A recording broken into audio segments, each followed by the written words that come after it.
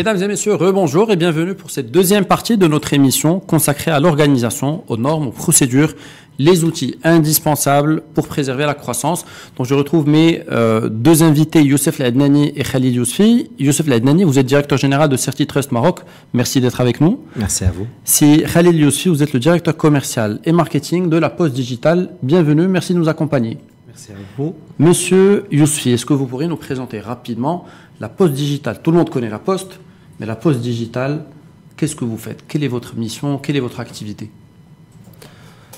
Donc, la Poste Digitale, c'est le dernier né des lignes de service de la Poste, qui vient répondre à deux enjeux majeurs. Un premier enjeu de diversification des services de la Poste pour s'adapter à un marché qui est en pleine mutation. Et un deuxième enjeu qui est relatif à l'adaptation à un marché qui est en pleine transformation.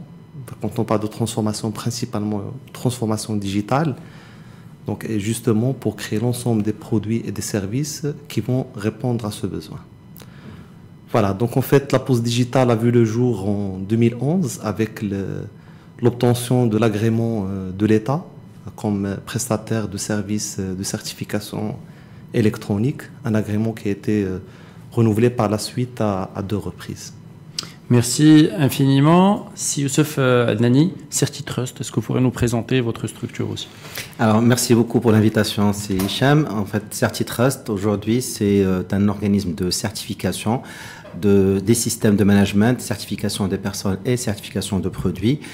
Et quand on vient de le dire, si Yousfi, en fait, le monde est en train de vivre une transformation digitale. Justement, en fait, CertiTrust, il est axé sur la confiance dans le digital. C'est-à-dire, c'est un tiers de confiance par rapport au monde digital. Donc, on fait des évaluations, des audits et des qualifications des compétences par rapport au monde digital et par rapport à la qualité, à la sécurité, à l'environnement, à la RSE et l'ensemble des normes des systèmes de management de manière générale.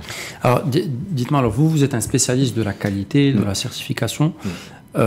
Comment les entreprises ont vécu en fait cette période de crise, cette période un peu particulière, et quelle adaptation est-ce que vous pouvez, c'est un organisme certificateur comme le vôtre, peut-il avoir en cette période? Comment vous pouvez accompagner des entreprises?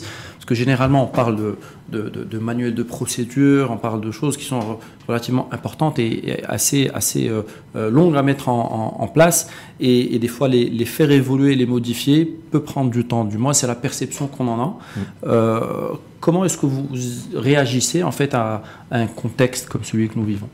En fait, moi, j'aime bien en fait le terme de... il y a une différence entre la qualité et les qualiticiens.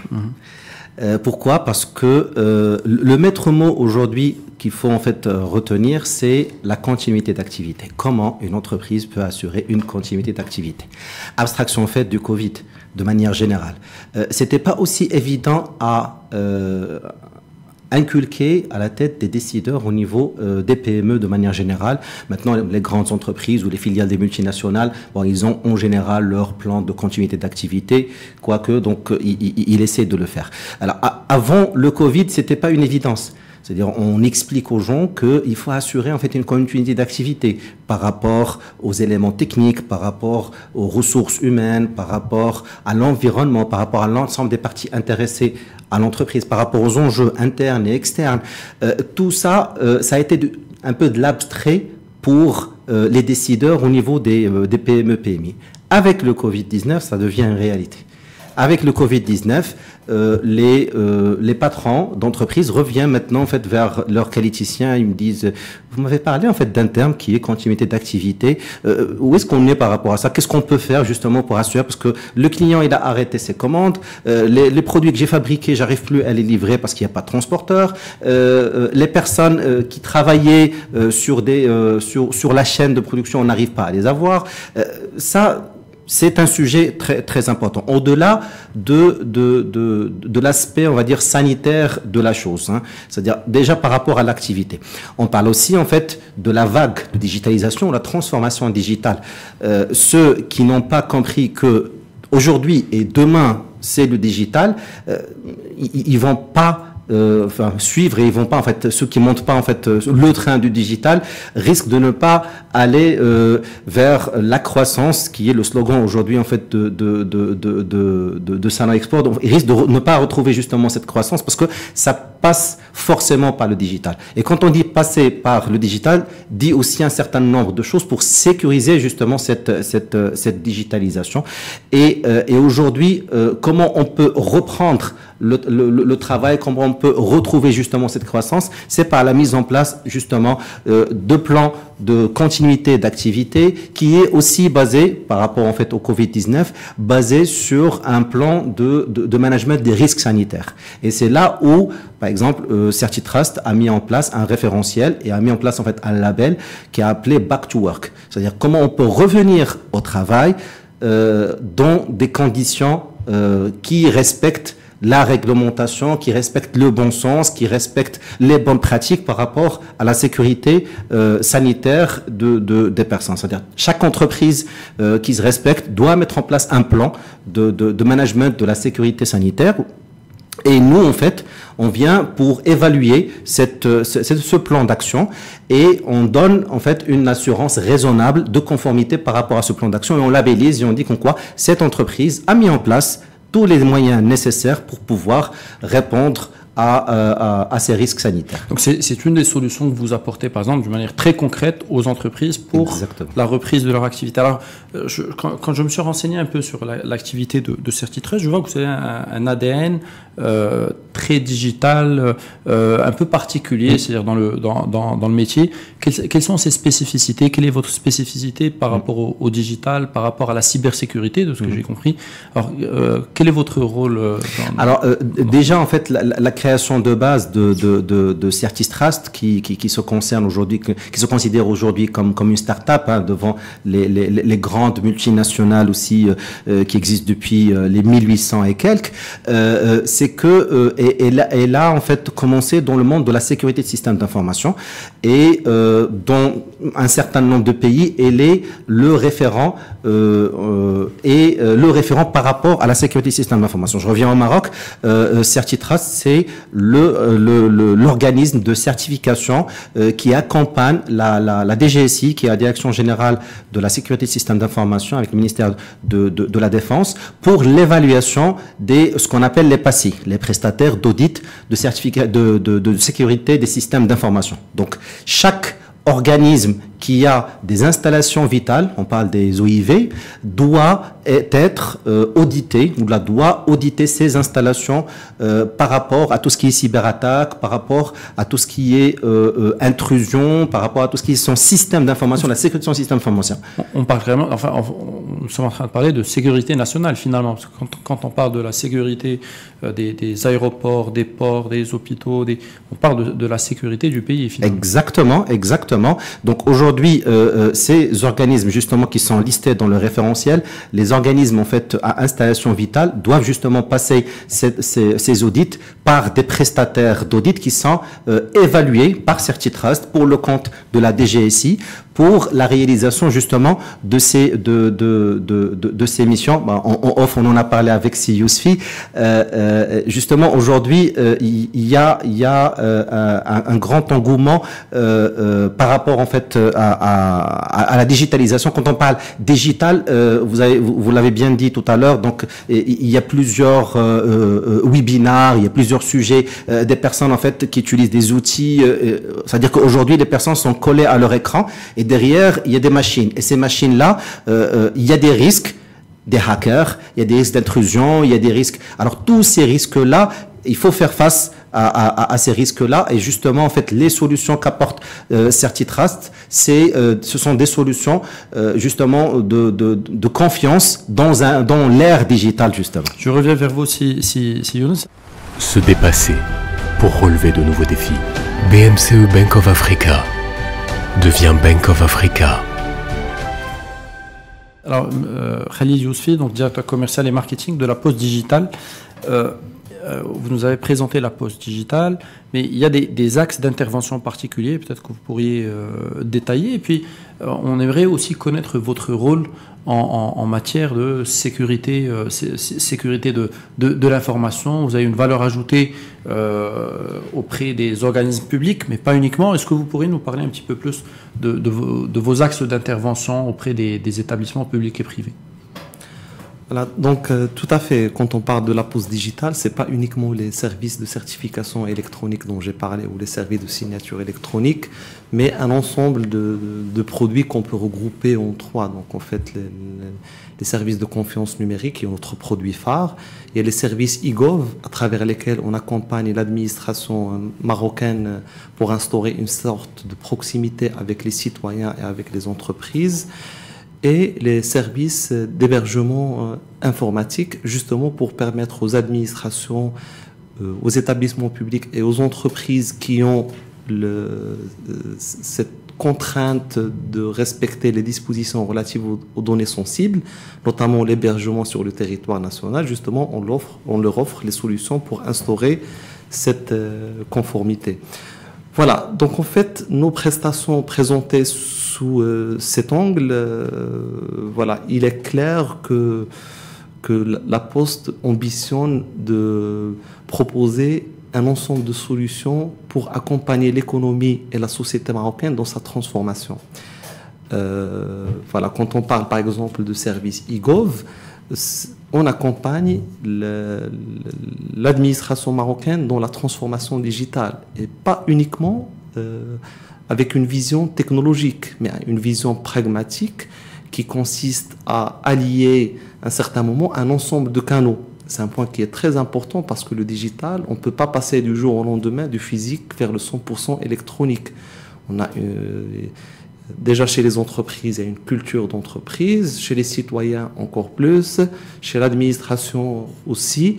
Donc, et à un certain moment, on doit concevoir la digitalisation comme un ensemble de services hybrides qui pourront allier par exemple le point de contact qui est l'agence, le facteur qui va délivrer certains documents chez le citoyen et le canal électronique ou le canal mobile.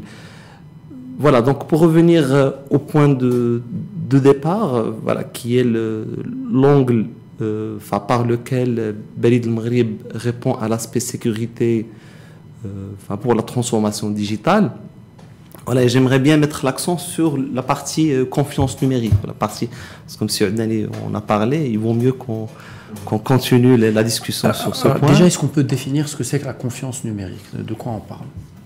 Quels sont les tenants et aboutissants en fait de la confiance numérique d'une manière globale? La question elle est pour vous deux. Voilà, donc je vais faire une première tentative parce qu'en fait le concept de confiance numérique ça reste un terme très vague. Je vais faire une tentative de définition. Après, notre ami Saïd Nali pourra rebondir pour enrichir.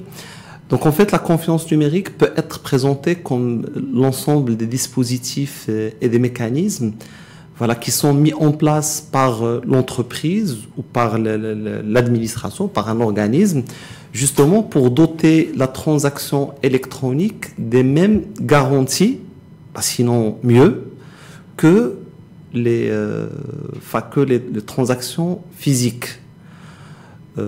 Si on prend par exemple un acte administratif physique, par exemple la délivrance d'un certificat, la signature d'un contrat, donc généralement c'est un processus qui passe par l'étape de la négociation, la signature, le cachet, la légalisation, des fois devant les professions réglementées comme les notaires ou comme les avocats.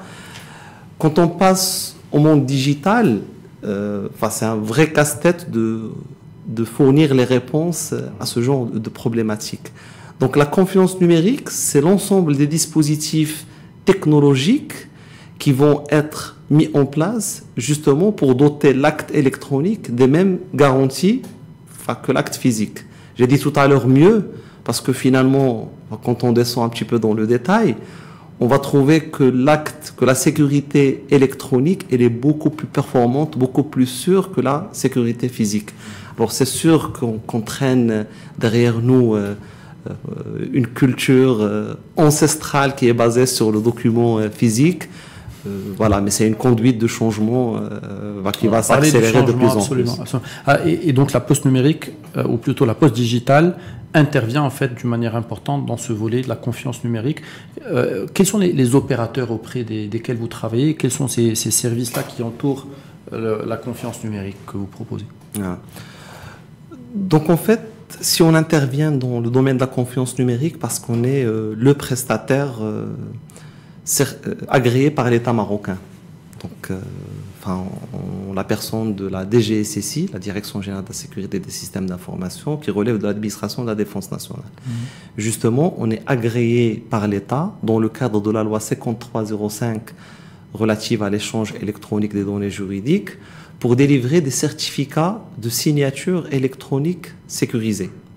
Donc, un certificat de signature électronique sécurisée peut être défini d'une façon simpliste, comme un dispositif technologique qui est porteur de l'identité de la personne et de l'entreprise, et justement qui va permettre à cette personne qui représente une entreprise ou à ce particulier de faire des actes dans le monde digital, c'est-à-dire sur Internet, tout en prenant la responsabilité, c'est-à-dire avec une identification forte, avec une signature des actes électroniques.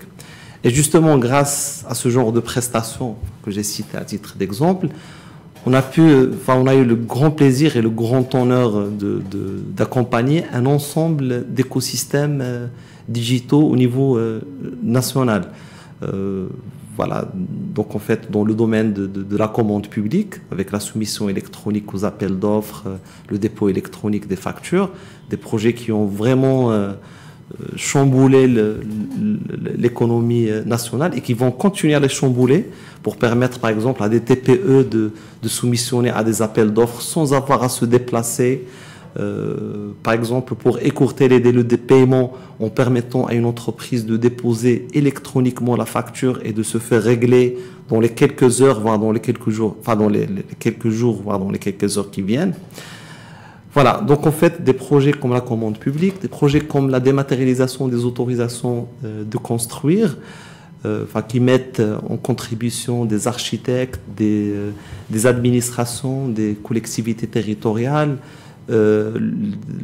tout l'écosystème d'import et d'export avec les transitaires, les agents maritimes, les transporteurs, les administrations et les organismes publics qui contribuent dans cette opération, justement pour permettre à tous ces opérateurs de faire leur travail quotidien en s'affranchissant 100% du papier, avec tout ce que ça rapporte comme économie de coûts et comme économie de temps et principalement comme qualité de service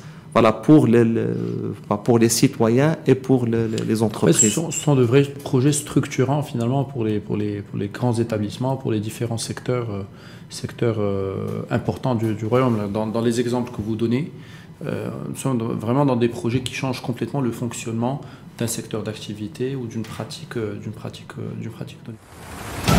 Pensez un avenir commun pour élargir nos horizons. BMCE Bank of Africa devient Bank of Africa. Si Youssef Ladnani, vous êtes un organisme de certification, vous êtes aussi spécialisé en cybersécurité. Quel est le processus que vous suivez ou la démarche que vous mettez en place pour accompagner des institutions dans cette logique de mise en place aussi de la confiance numérique? Alors, comme vous l'avez dit, en fait, nous sommes un organisme de certification, c'est-à-dire que nous, en fait, on vient pour auditer les structures par rapport à des référentiels, à des normes, comme vous l'avez parlé, en fait, au niveau de la première partie de cette émission. Et on voit, en fait, le degré de conformité des entreprises par rapport à ces normes-là.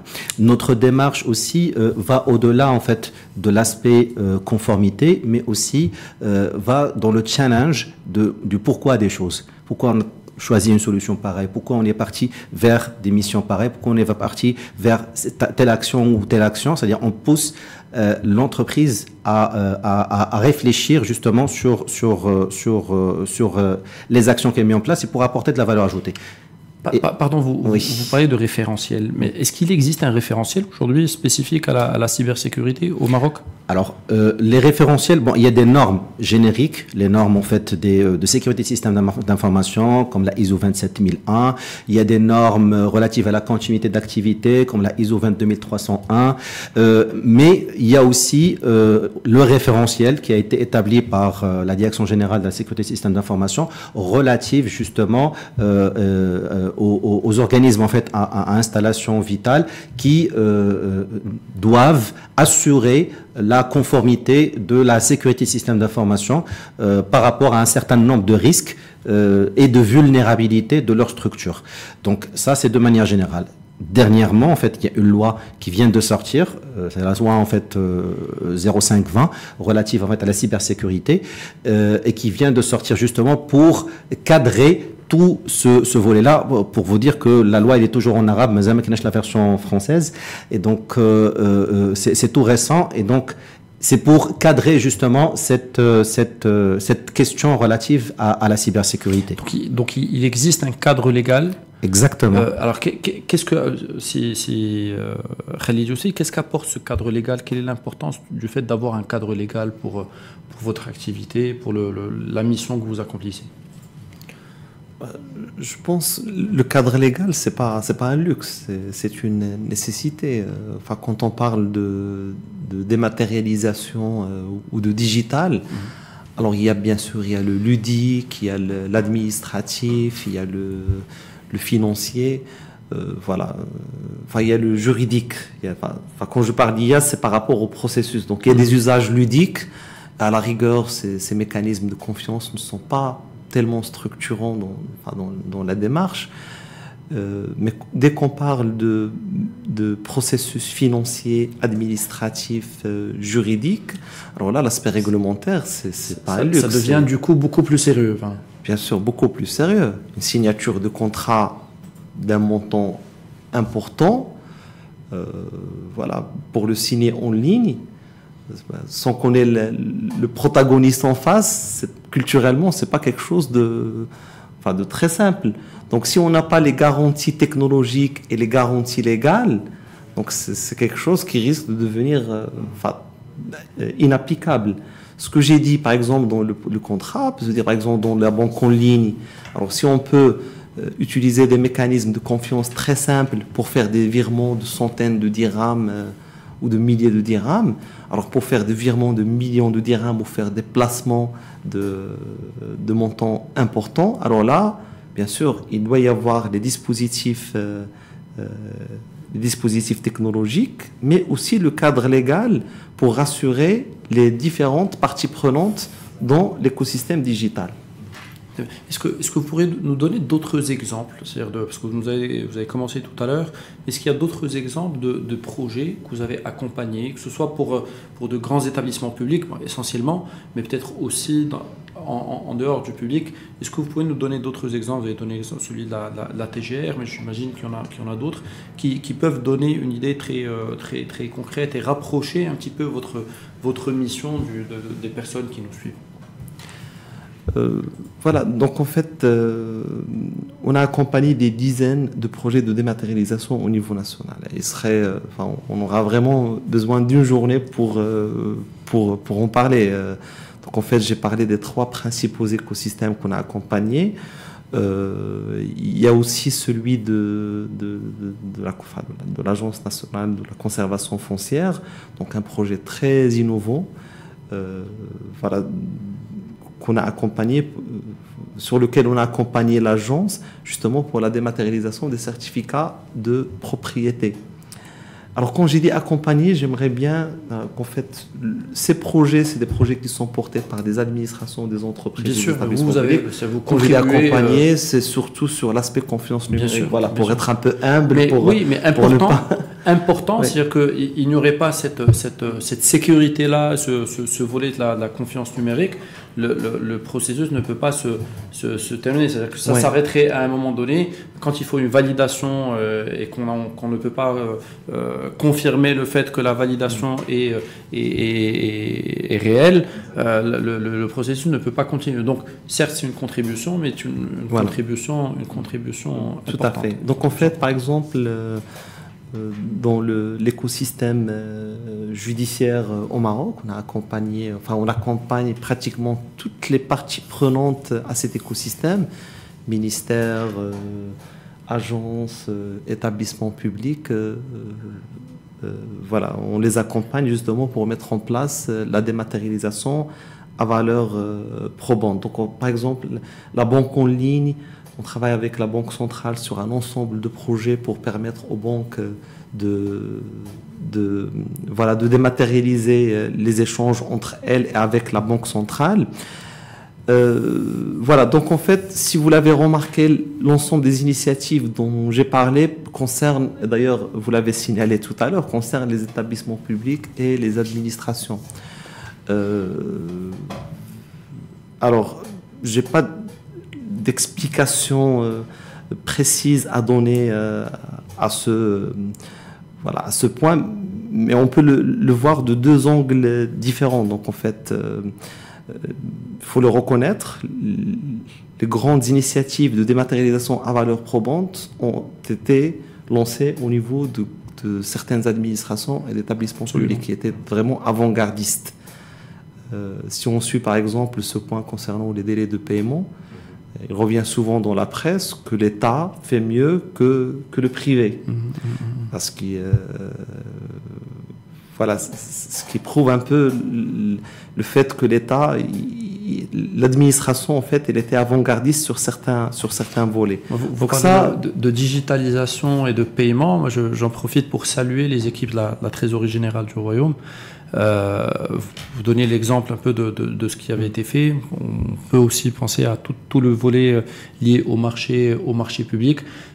Quand on réfléchit, ce sont des projets titanesques et qui changent complètement l'aspect c'est-à-dire même la perception qu'on peut avoir d'un pays. Moi, je vois des investisseurs internationaux, quand ils arrivent et ils trouvent, c'est une transformation radicale, une transparence aussi par rapport au fonctionnement, et ce sont des choses qui créent vraiment de la valeur.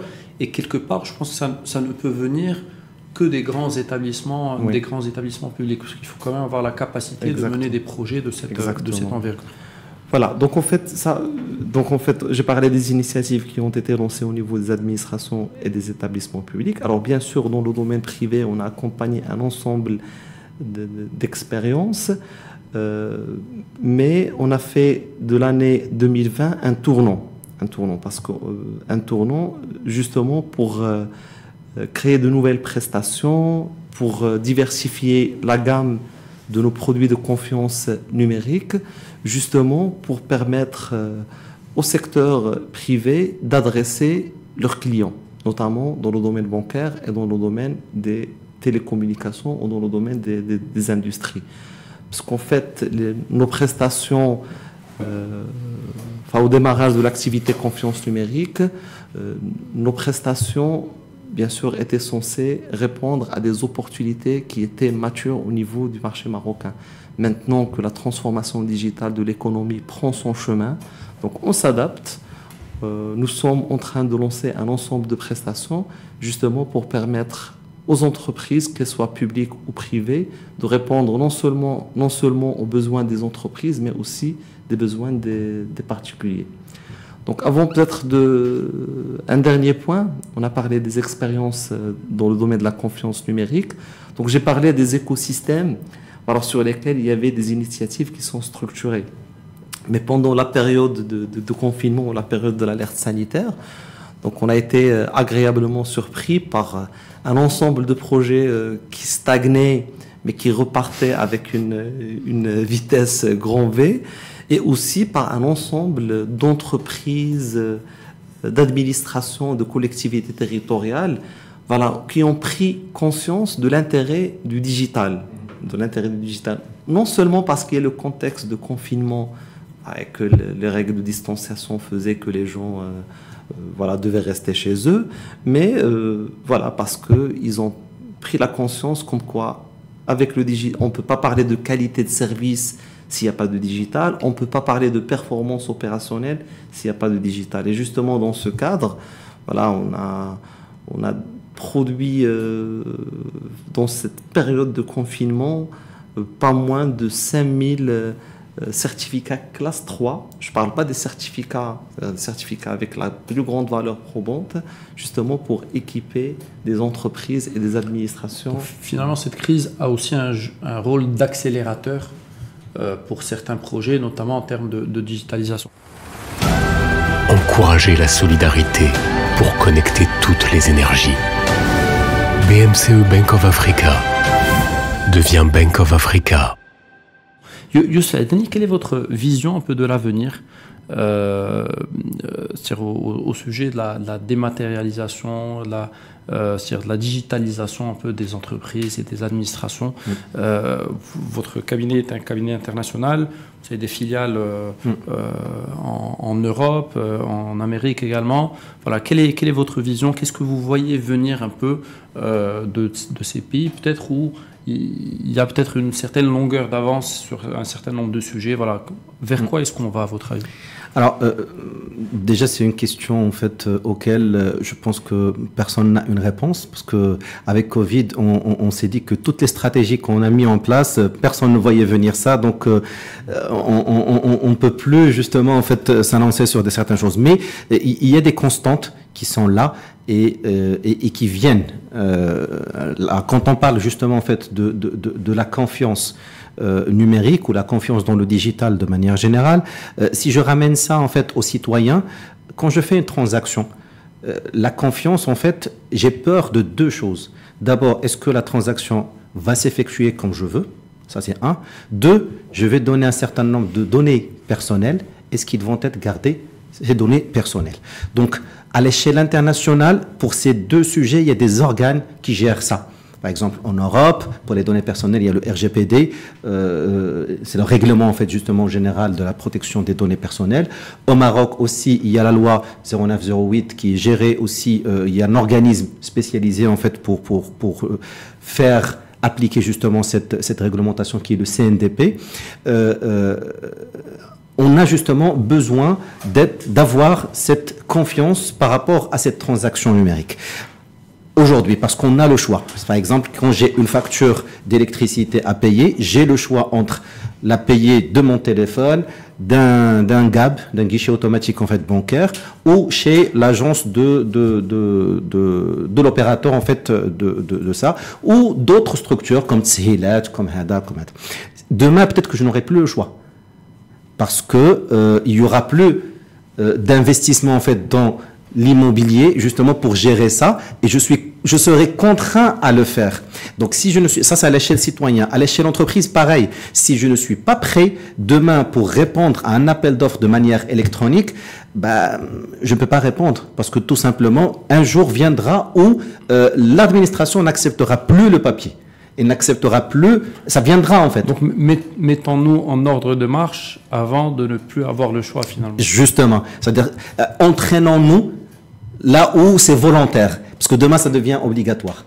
Et donc si c'est le cas, faisons-le déjà aujourd'hui pour pouvoir avoir la main. Merci Youssef Adnani. Si Khalid, quelle est votre vision, votre ambition pour la poste digitale? À votre avis, vers quoi est-ce qu'on va? Qu'est-ce que vous attendez un peu dans les prochains mois, les prochaines années? Quelle évolution vous voyez?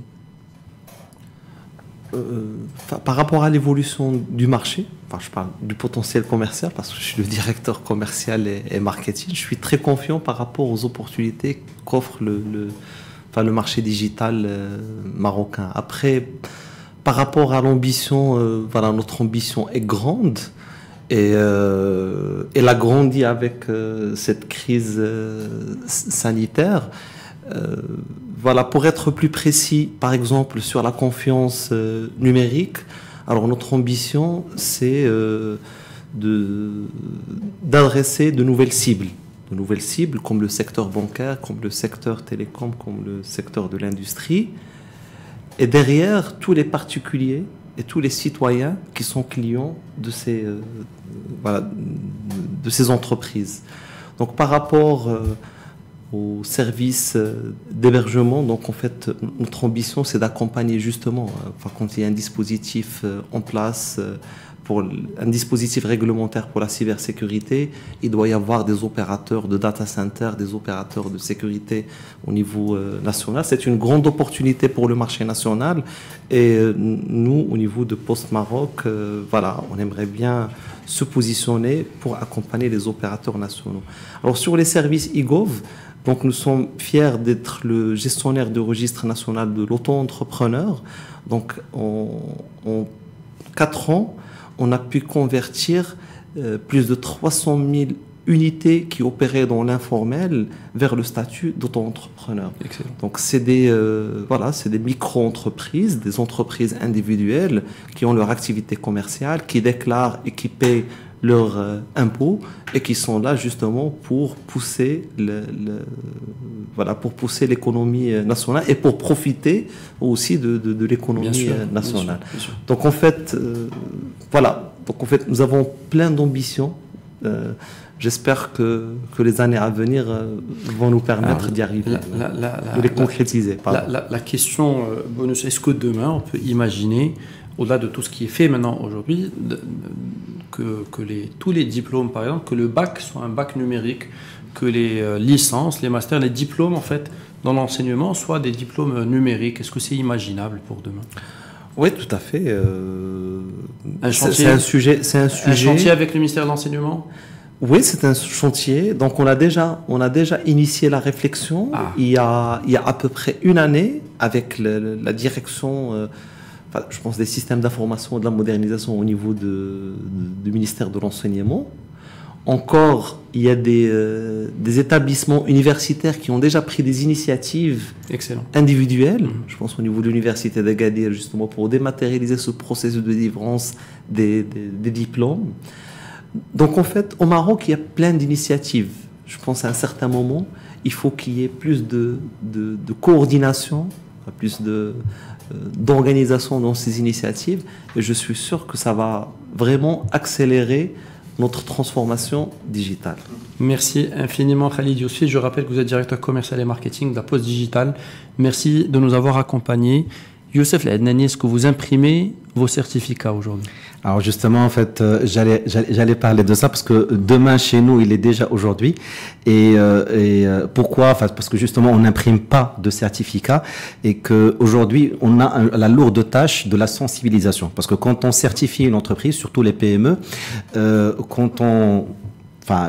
passage de l'ensemble des étapes de la certification, quand le comité statue sur la certification de l'entreprise, il y a le certificat normalement qui est édité. Nous, il n'est pas édité, il est signé électroniquement et il est envoyé au client de la part du service. Alors quand il le reçoit, le téléphone sonne. C'est Adnani, on a reçu le scan de nos certificats, est-ce qu'on peut avoir l'original? Non, c'est pas un scan, c'est l'original. Donc, il n'arrive pas en fait à comprendre encore. C'est signé électroniquement. C'est pas en fait un document qu'on a scanné, on a envoyé par mail. Non, c'est un certificat original. Maintenant, si vous voulez en fait l'imprimer pour le faire dans un cadre, vous pouvez le faire. Mais le certificat est authentique avec une signature électronique. C'est la sensibilisation par la pratique. Exactement. Youssef Ladnani, directeur général de CertiTrust, merci infiniment d'avoir accepté notre invitation. Mesdames et messieurs, nous arrivons à la fin de la deuxième partie de cette émission sur l'organisation, les normes, les procédures, les outils indispensables pour préserver la croissance. Je rappelle que vous pouvez retrouver les conseillers de la Poste Digitale, de CertiTrust, de Grow & Shine et d'Imanor au niveau du salon, du hall d'exposition de Solutions Covid Expo. N'hésitez pas à échanger, interagir. Vous pouvez avoir une communication instantanée, voir des vidéos, récupérer des plaquettes, des présentations et puis aussi lancer des visios, échanger directement avec vos conseillers. Mesdames et messieurs, on vous retrouve très rapidement avec une prochaine émission. Merci encore à nos invités.